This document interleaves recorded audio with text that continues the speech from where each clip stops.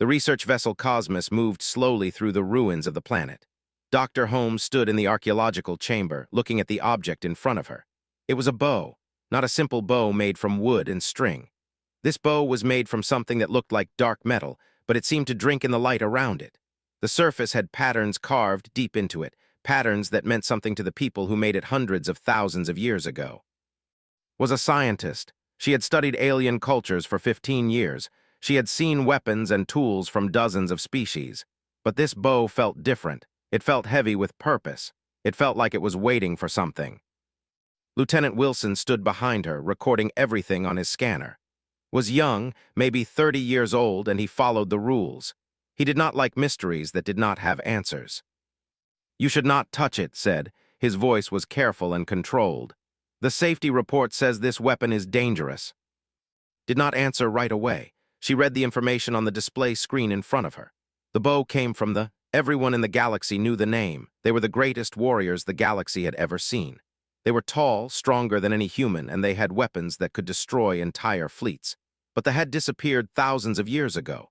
No one knew where they went or why they left. This bow was made for their hands, not human hands. The grip was too large. The string required too much strength to pull. Every expert who looked at it said the same thing. A human could not use this weapon. A human would break their arms trying to draw the string. A human would never have the strength or speed to aim it correctly. "There were killers," continued. "This bow was made to kill other warriors. We should not be here. We should tell the council and let them decide what to do." Understood his fear. Many people in the galaxy were afraid of humanity. The older species like thee and the had ruled the stars for millions of years. They did not like seeing humans develop new technology and new weapons. They did not like humans becoming stronger and smarter. They thought humans were too young, too dangerous, too unpredictable. But was curious. That was what made her a scientist. Curiosity was stronger than fear. She stepped forward. The containment field around the bow glowed blue, a safety measure to keep the weapon from being touched. Looked at the control panel and began typing a code. Made a small sound of protest behind her. "Do not do this," he said. "The field is there for a reason." But was already entering her command code. She was the lead scientist on this expedition. The field would drop for her. The door would unlock for her. The blue light faded. Reached out slowly. Her hand moved toward the bow. She could feel taking a step back. He was ready to run, ready to sound the alarm, but nothing happened. Her fingers touched the dark metal of the bow. It was warm. That was the first surprise. Expected it to be cold like metal usually was, but it was warm like living skin, like it had a pulse of its own.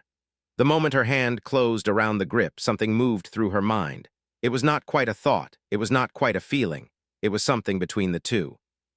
She saw images. She saw tall warriors with dark skin and bright eyes.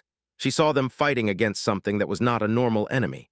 She saw them standing in front of something vast and hungry and wrong. She saw them choosing to withdraw from the galaxy, choosing to hide, choosing to wait. And she understood something that the experts had missed. This bow was not made for killing other warriors. It was made for something else, something much bigger, something much more dangerous. The alarms began to sound. Red lights flashed in the research chamber. Every monitor on the display screens turned red. The containment field came back to life, but it was too late. Had already touched the bow. She had already made contact. The ship's sensors had detected the anomaly, and now the entire research station knew something was wrong. Was speaking into his communication device, reporting what he had seen. Other scientists were running into the chamber. They were shocked to see standing with her hand on the bow, alive and unharmed. Doctor, the medical officer, pushed through the crowd. He was older than maybe 50, and he had the look of someone who had seen many strange things. "Step away from the weapon," he said. But could not move, or rather she did not want to move. The bow felt like it was a part of her now. The warmth in the metal had spread up her arm and into her chest. She could feel her heartbeat changing rhythm. She could feel something waking up inside her, something that had been asleep for a very long time. "It is not dangerous," she said quietly. The words came out of her mouth without her deciding to say them. It was like the bow was speaking through her. "It is waiting." "Waiting for what?" asked. He was moving closer, but slowly, carefully. The message from the cosmos reached the Galactic Council in 7 minutes. By the time it was transmitted to all 143 species represented at the Council station, everyone knew. A human had touched a weapon. A human had made contact with a technology that had been lost for hundreds of thousands of years. The Council chamber erupted. Commander Gregory Foster sat in the human section of the Council chamber, a large circular room with platforms arranged in levels. Each species had their own section, their own speakers, their own guards. The humans had only 5 representatives. Most of the other species had 10 or more. This was how the galaxy worked. Humans were young and weak and did not matter very much. When the message came through, Gregory saw the reactions immediately. The blue-skinned species with long necks began making loud sounds that meant anger in their language. The who looked like insects the size of humans clicked and hissed to each other. The who looked almost human except for their silver eyes and strange clothing began talking in low voices that made Gregory's stomach tighten. The Council Chancellor, an old named, stood up and raised his hand for silence. He was the oldest being in the chamber, maybe 10,000 years old. He had seen empires rise and fall. He had made decisions that killed entire civilizations. "The human delegation will explain this situation," said. His voice was quiet, but everyone heard him. Gregory stood. Every eye in the chamber was on him now. He could feel the weight of millions of alien minds waiting to hear what he would say. The humans on Earth were watching too. Every colony, every station, every ship was watching their representatives stand alone in the Council chamber. "The Cosmos discovered an artifact," Gregory began. He kept his voice steady. "We do not know how a human came into contact with it. We are investigating. We will send a full report within the hour." "You will do more than investigate," an speaker said. Her name was, and she had always hated humans. "You will destroy the weapon. You will destroy all records of it, and you will explain why humans cannot be trusted with ancient technology." "We should seize the weapon," the representative clicked. "Lock it in a vault on this station where we can study it safely." "We should ground the ship," another voice added. "Quarantine all humans involved in this situation. This is clearly a human attempt to gain power." Gregory listened to them all talk about humans as though humans could not hear them. They spoke about humans the way they might speak about animals. They assumed the worst. They were afraid. But Gregory could not argue with them, not with words. Words did not matter in the Galactic Council. Only power mattered, and humans had very little power. The meeting ended with a vote. The Council decided that the Cosmos would be held in place and that all research would be suspended until a full investigation could be made. The bow would be taken to a secure location on the Council station. Holmes would be brought to the station for questioning. Any human found to have acted with intent to gain control of technology would be arrested. Gregory sent a message to the Cosmos: "Hold position and prepare for Council inspection teams." Then he did something dangerous. He sent an encrypted message directly to. Meanwhile was in the medical wing of the Cosmos. The glow in her eyes had faded, but could see something had changed in her. She was still herself, but also something more. Her heartbeat was different. Her brain waves were different. Her blood had changed color, becoming darker, more like the color of the bow. Was frightened, but he kept working. He was a doctor. His job was to understand bodies and heal them. This body in front of him was becoming something new, something he did not have a word for. "How do you feel?" he asked. "Like I am becoming 2 people at once," said. "One person is still me, Holmes, scientist, still thinks and feels like I always did, but another part is becoming something else. Something that remembers something that knows what the bow was made for." She closed her eyes. Images flooded her mind. She could see the civilization at its height. She could see cities that floated in the sky. She could see warriors training, but not to conquer, to protect, to defend, to stand against something that threatened everything. She said, speaking a word that came from the visions. They were fighting the. "What is the?" asked. But did not know, not yet. It was coming to her slowly. She could see the standing in a line facing something vast and terrible, something that was not a ship or a weapon, something that was alive and hungry and wrong. The message from Gregory came through her communication device. It said, "Do not trust the Council. They will try to control you and the bow. I am sending you information about history that I found in restricted files. Everything changes in the next hour. Be ready." Read the message 3 times, then she opened the file. What she saw made her catch her breath. They had not left the galaxy because they were conquerors. They had left because they were protectors. They had found something in the deep space beyond the known galaxy, something that was beginning to wake up, something that would destroy everything if they did not hide and wait for a successor species to take up their responsibility. And according to the files they had chosen carefully, they had left behind the bow. They had left behind warnings and records. They had left behind everything a worthy species would need. The distress signal came from the outer colonies, a mining station in the sector. They had found something in the deep ice, something that was waking up, and it was killing everything. The message was corrupted and broken, but the meaning was clear. The station needed help. They needed weapons.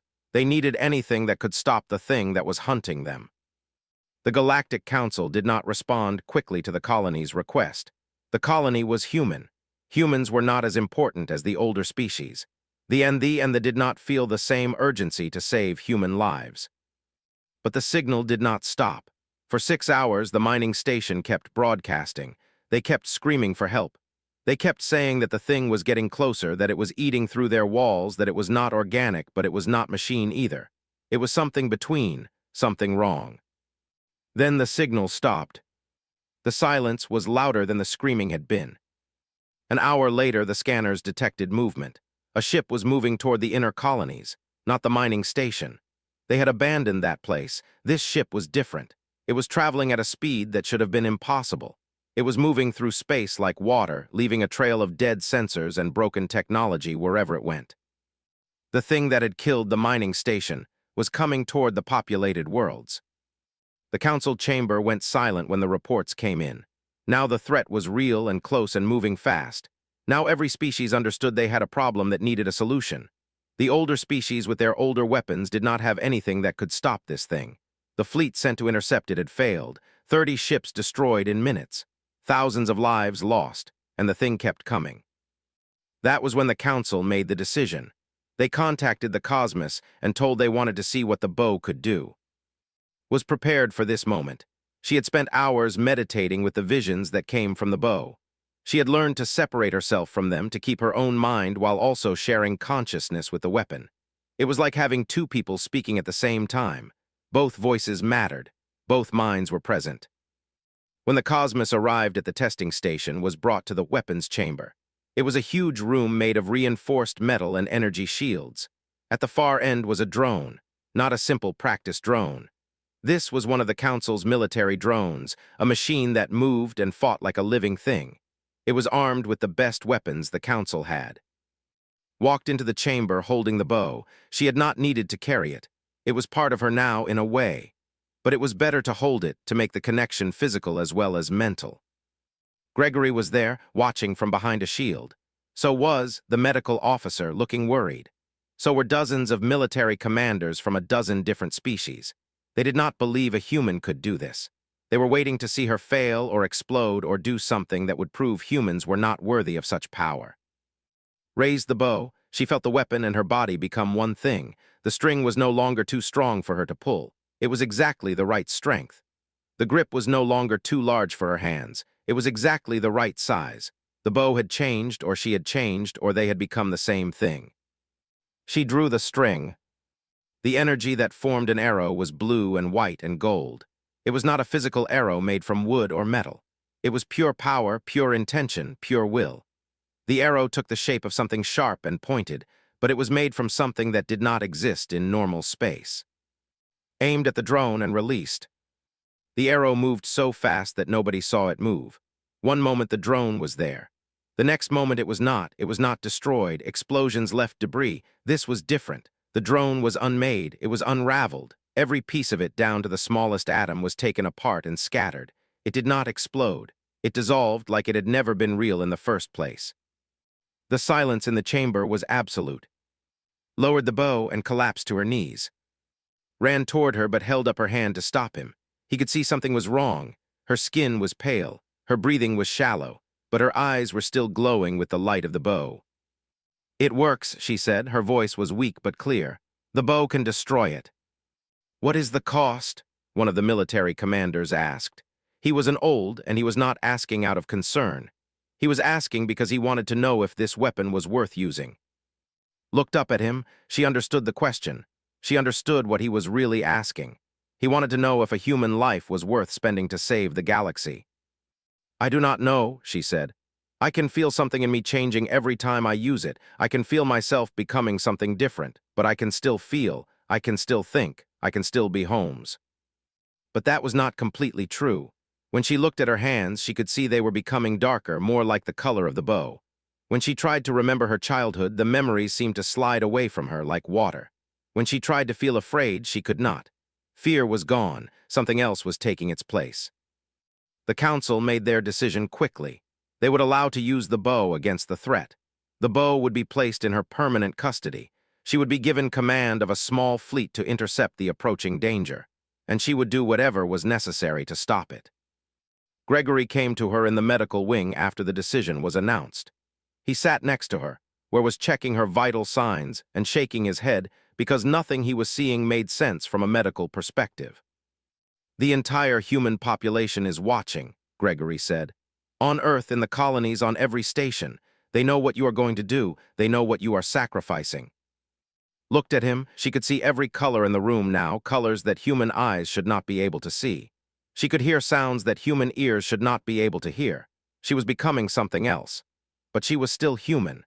That part of her was still there underneath everything else. The flagship Valiant was built for speed and power.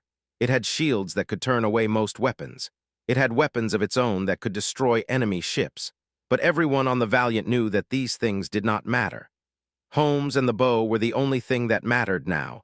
Everything else was just protecting her long enough to use it. Stood in the center of the command deck. She was not in armor. She was not in a uniform. She wore simple clothes, dark gray, because everything she wore tended to turn dark now. Everything around her was being changed by the power that lived in the bow. When she walked, her footsteps left marks on the metal floor that looked like scorch marks but felt cold to the touch. Captain David Johnson stood at his command station. He was the captain of the Valiant, a man who had spent 40 years in the military. He had fought pirates and terrorists and alien invaders, but he had never fought anything like this. The thing that was coming toward them was not alive in any normal way. It was hunger. It was destruction. It was a force of nature made into something that could move through space. 3 hours until contact, David said. His voice was steady, the voice of someone who had learned not to show fear. "All ships are in position. The fleet is on the right. The fleet is in the center. Our ships are on the left." Nodded, she could see everything now, not just with her eyes, but with her mind. She could feel the positions of all the ships. She could sense the crews inside them, all those thousands of lives waiting to see if they would live or die. She could feel the fear in them. She could feel the hope. She could feel the weight of their attention on her. Was there too. He had insisted on coming, said that if was going into battle, someone should be there to keep her alive. He had a medical scanner that he kept moving over her body, checking things that made no sense to him. Her body was changing faster now. Her skin had become darker, almost gray. Her hair was turning white. Her eyes glowed brighter. "Your cellular structure is breaking down and reforming," said. He said this not with fear, but with wonder. "You are becoming something that should not be possible. Your body is changing every hour. At this rate, you will not recognize yourself in a week." "I know," said. "I can feel it. I can remember things that I never lived. I can see things that are not in this room. I can hear thoughts from people I have never met. The bow and I are becoming one thing instead of two things." She walked to the window and looked out at the stars. Somewhere out there, the thing was coming. She did not know this name from her time as a human scientist. She knew it from the memories of the that lived in the bow. They were from outside the galaxy. They were ancient. They had destroyed civilizations that were old when they were young. They had fought them once before. They had won barely, and they had hidden the thing in a place where it should not wake up. But it had woken, and now it was coming. Gregory said he was there too in the command center because he wanted to be near her. "The people on Earth want to know something." "What do they want to know?" asked. "They want to know if you are still human. They want to know if we are sending a human to fight this thing, or if we are just using a weapon that looks like a human." Turned away from the window, she looked at Gregory. She tried to smile, but her face did not work the way it used to. She was forgetting how to make her face do human things, but she did remember something. She remembered joy. She remembered why she had become a scientist. She remembered choosing to touch that bow because she was curious and brave and human.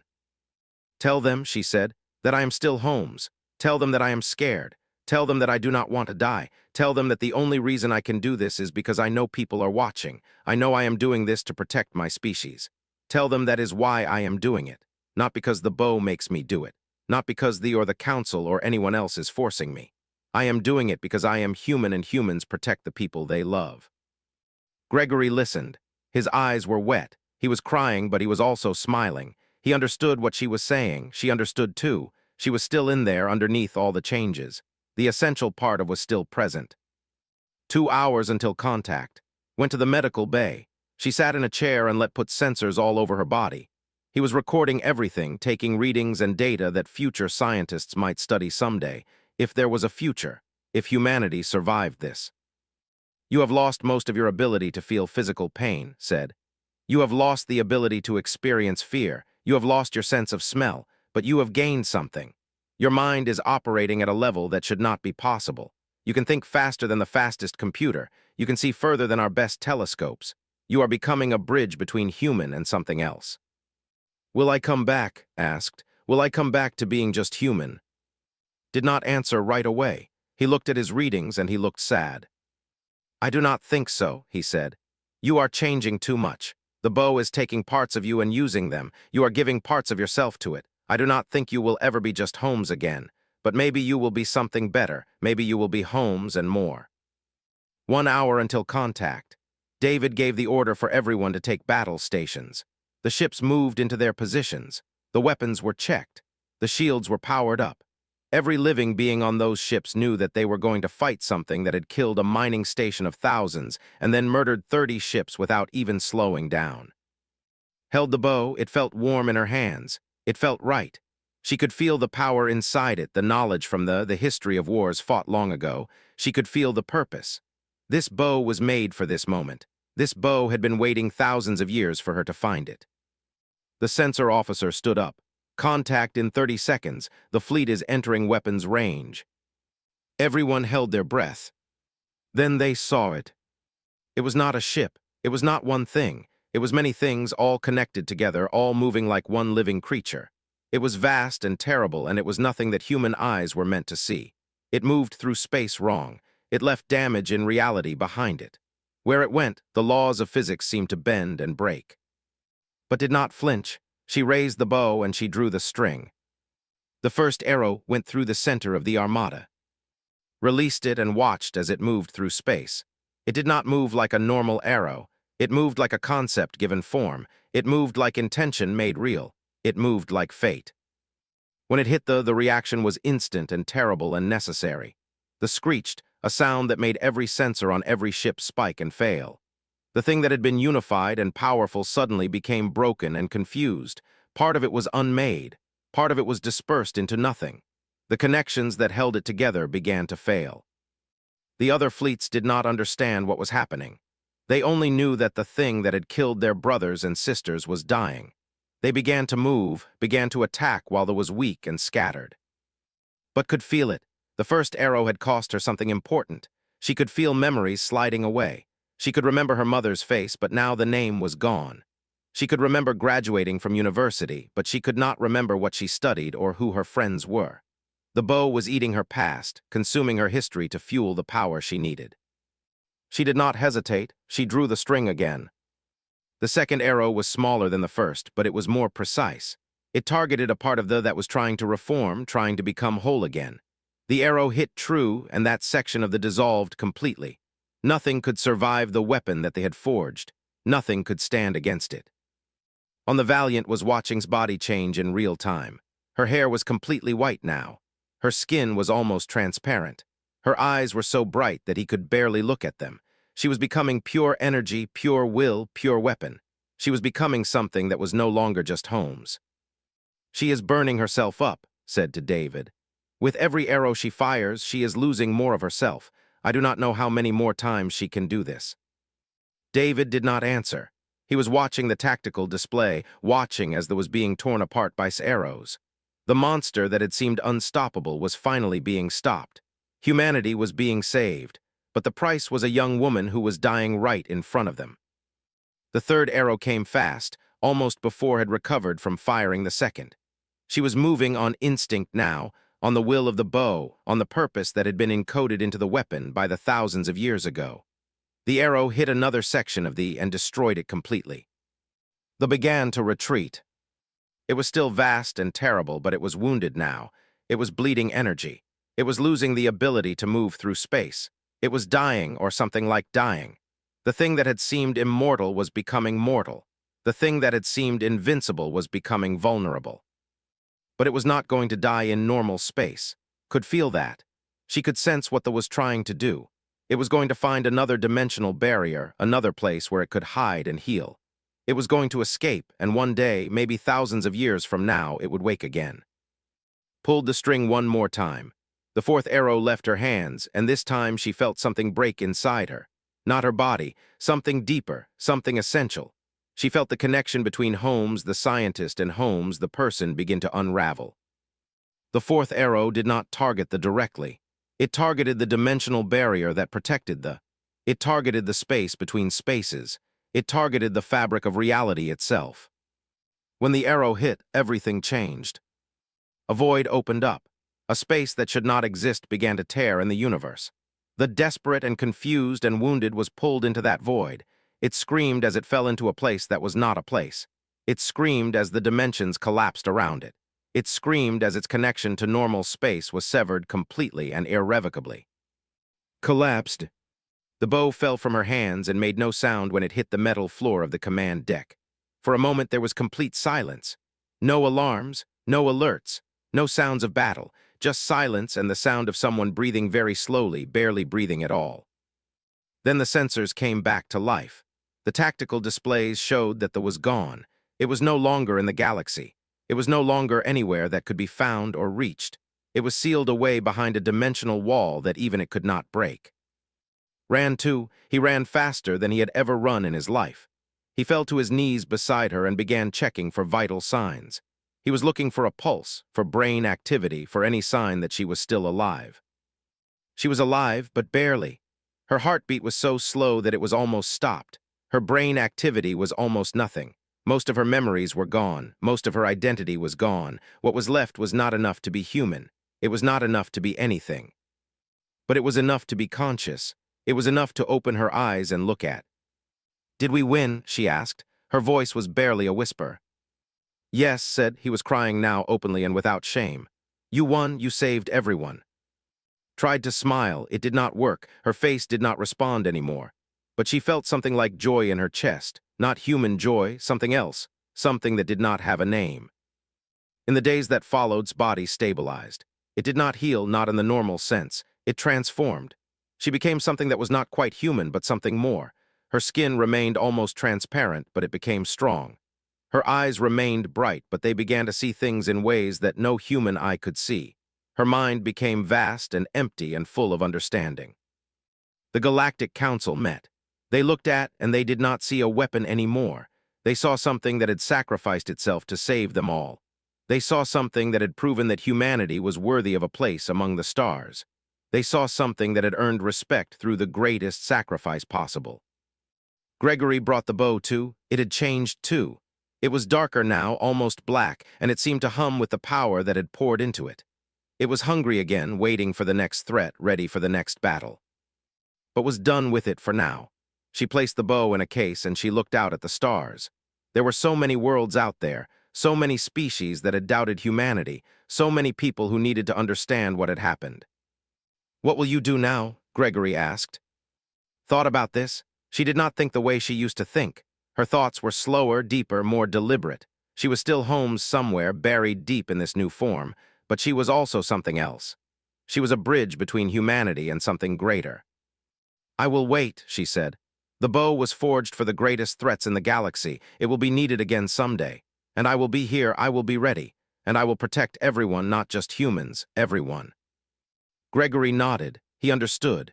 Humanity had proven itself in the eyes of the galaxy, and had paid the price for that proof with her own life, her own self, her own humanity. But in doing so, she had shown the galaxy what humans could be. She had shown them that strength was not measured in weapons or power or numbers. Strength was measured in the willingness to sacrifice everything for others. Strength was measured in the courage to face the darkness alone.